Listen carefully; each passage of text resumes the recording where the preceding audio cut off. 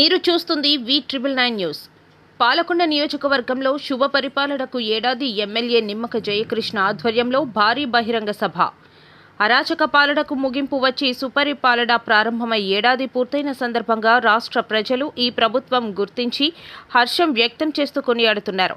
ఈ శుభ సందర్భంగా ఆంధ్రప్రదేశ్ రాష్ట్ర ముఖ్యమంత్రి చంద్రబాబు నాయుడు, జనసేన పార్టీ అధ్యక్షులు మరియు ఆంధ్రప్రదేశ్ ఉప ముఖ్యమంత్రి శ్రీ కొనిదెల పవన్ కళ్యాణ్ ఆదేశాల మేరకు పార్వతీపురం మన్యం జిల్లా పాలకొండ నగర పంచాయతీలో గొల్ల వీధిలో నిర్వహించిన భారీ బహిరంగ సభలో ముఖ్య అతిథిగా పాల్గొన్నారు.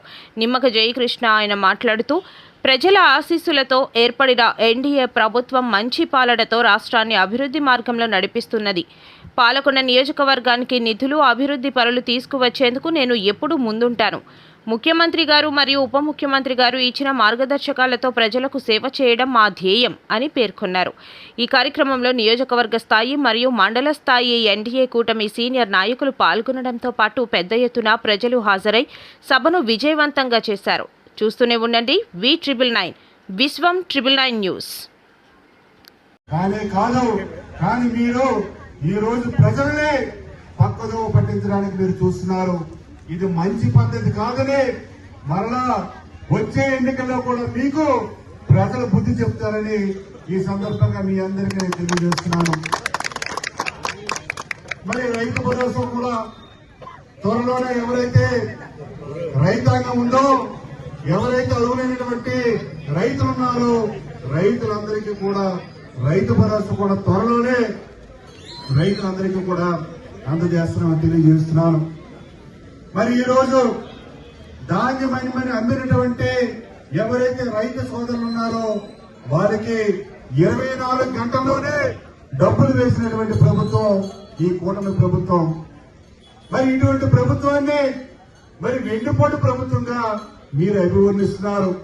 మేము వెన్నుపోటు పొడవలేదు, మీరు ప్రజలకి వెన్నుపోటు పొడిచారు కాబట్టి 164 సీట్లని ఈ ఆంధ్రప్రదేశ్ రాష్ట్రంలో మాకు అందించారని సందర్భంగా తెలియజేస్తున్నాను. మరి ఆ రోజు మీరు జనసేన కార్యకర్తలు, తెలుగుదేశం పార్టీ కార్యకర్తల పైన, బీజేపీ పార్టీ కార్యకర్తల పైన కేసులు పెట్టారు. ప్రజలు భయప్రాంతులకు గురి చేశారు. ప్రజలు ఏమైనా హక్కుల గురించి పోరాడితే వాళ్ళని జైల్లో పెట్టారు. ఈ రోజు కూటమి ప్రభుత్వం ఏర్పడ్డాక ఎవరైనా ధర్నాలు చేసినా, రాస్తారోకలు చేసినా, ఏ రోజైనా ప్రజల్ని అరెస్ట్ చేసినా ఒక్క మరి సంఘటన మీరు చూపించారని సందర్భంగా అడుగుతా ఉన్నాను.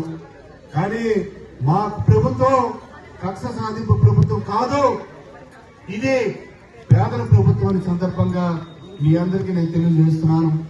ఇవి కూటమి ప్రభుత్వంలో సాధించినటువంటి ఘన విజయాలు.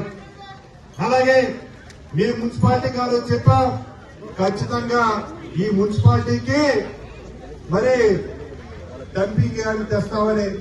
నేను ఈ రోజు మరలా చెప్తున్నాను, పాలకొండ పట్టణ ప్రజలకి డంపింగ్ యార్డుని ఖచ్చితంగా ఆ సమస్యని పరిష్కారం చేస్తానని మరొకసారి పాలకొండ మున్సిపాలిటీ ప్రజలందరికీ కూడా నేను తెలియజేస్తున్నాను.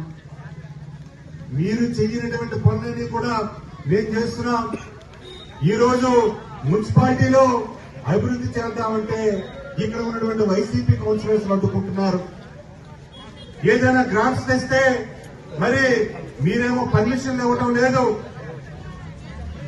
కేవలం మరి మీ జేబులు నింపుకోవడానికి తప్పించి ఈ పాలకొండ మున్సిపాలిటీని అభివృద్ధి చేసే ఉద్దేశం ఈ పాలకొండ కౌన్సిలర్స్ ఎవరికీ లేదని ఈ సందర్భంగా నేను తెలియజేస్తా ఉన్నాను.